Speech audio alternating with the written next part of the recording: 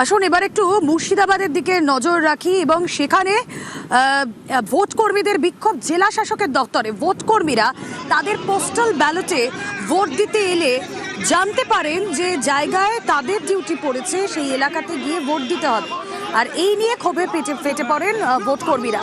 তাদের অভিযোগ কয়েকদিন ধরে তাদেরকে পোস্টাল ব্যালটে ভোট দেওয়ার বদলে হয়রানি করা হচ্ছে। বহরমপুরে বিজেপি প্রার্থী সুব্রত মৈত্র ঘটনাস্থলে এলে সরকারি আধিকারিকদের সঙ্গে বিতণ্ডায় জড়িয়ে পড়ে।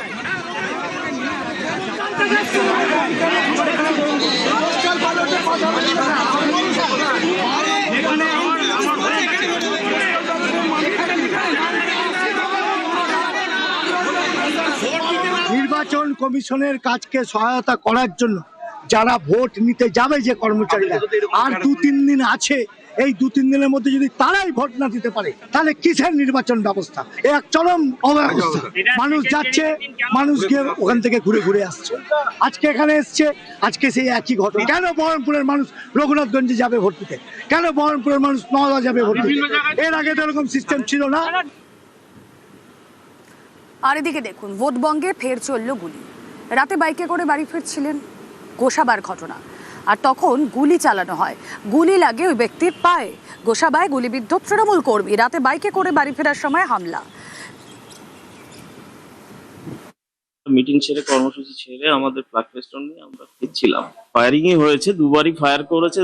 প্রথম ফায়ারটা মিস হয়েছে, দ্বিতীয় ফায়ারটা আমার এখানে গেতে যায়। 3টে ফায়ার ওরা করেছে। বিজেপির বিরুদ্ধে হামলার অভিযোগ তৃণমূলের, আর বিজেপির পঞ্চায়েত প্রধান ও তার ভাইয়ের বিরুদ্ধেই অভিযোগ গুলি চালানোর ঘটনায় ইতিমধ্যে গ্রেফতার 3। এখানে বেরোনোর সময় এই টার্নিংটা ঘোরার পরেই বিজেপি আশ্রিত দুষ্কৃতী চিত্তপ্রমাণিকের নেতৃত্বে গুলিটা করা হয়। চিত্তপ্রমাণিকের ভাই নিজে গুলি করে। দলীয় পতাকা ফেস্টুন নিয়ে যাচ্ছিল, সেগুলো তো ওই পড়ে আছে। বাইক থেকে এখানে লুটিয়ে পড়ে। সামনের বাইকে ছিল 3 জন, পেছনের বাইকে 2 জন ছিল। পেছনের বাইকে গুলিটা হয়েছে।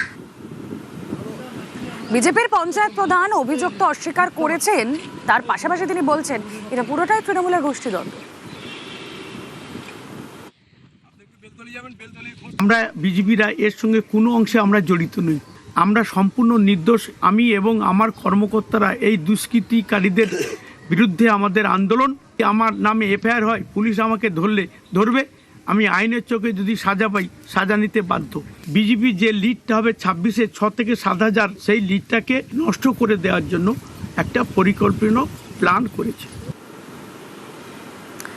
আর বাঁকুড়ার ইন্দাসে যদি নজর রাখি, সেখানে বিজেপির কাঁটা নির্দল। তার কারণ, যিনি নির্দল প্রার্থী হয়েছেন তিনি আগে ছিলেন বিজেপিতে, এবং দলের মধ্যেই একটা অন্তর্দ্বন্দ্ব, সেটাই আরো চওড়া হচ্ছে। বাঁকুড়ার ইন্দাসে বিজেপির নির্দল কাঁটা। ইন্দাসে নির্দল প্রার্থী বিজেপির প্রাক্তন মণ্ডল সভাপতি, দলের প্রার্থী নিয়ে দলের বিরুদ্ধে ক্ষোভ, তাই লড়াই করছেন তিনি। ইন্দাসে নির্দল প্রার্থী বিজেপি নেতা নন্দ মণ্ডল, আর নন্দ মণ্ডলকে বিশেষ গুরুত্ব দিতে নারাজ বিজেপি নেতারা। নির্মল ধারাকে জিতাইছিলাম, পুরাতন যে সব বিজেপি কর্মীগুলো কাছে আছে কোনোভাবে পাত্তা দিচ্ছে না, কোনো দিক থেকে সহযোগিতাও করেনি। আর দ্বিতীয়ত হচ্ছে আমাদের পুরাতন কর্মীগুলো সাপোর্ট হয়। আজকে আমি যে প্রাক্তন মন্ডল সভাপতি ছিল বিজেপির তরফ থেকে, আমাকে সব পুরাতন কর্মীগুলো সাপোর্ট করে আজকে নির্দল প্রার্থী দিয়েছে। তারা যথারীতি সামনে আছে, কে পেছন থেকে খেলছে। উনি তো কিছু কাজ করেননি। এমপি সাহেবকে বলা হয়েছে যে প্রার্থীটা যদি চেঞ্জ করতেন উনি, তাহলে আজকে আমাকে নির্দল হিসাবে দাঁড়াতে হতো না, তা আমাদের কর্মীদেরকেও বিক্ষিপ্ত হয়ে থাকতে হতো না। এই প্রশাসনের একাংশ এবং তৃণমূল কংগ্রেসের যোগ সাজে তাকে ভয় দেখিয়ে এই কাজটা করানো হয়েছে। খুব স্পষ্ট কথা। চাপে ওখানে যাওয়ার পরে এরপরে সে তো এইসব কথা বলতে বাধ্য আর কি। ঠিক আছে, সে কেন সে কি আর বলবে যে আমাকে ভয় দেখিয়ে নিয়ে গেছে? যেটা গোষ্ঠীদ্বন্দ্ব নয়, এটা বলতে পারেন সারা বাংলা জুড়ে যে থ্রেট কালচার চলছে তা আর একটা প্রকাশ হচ্ছে এখানে।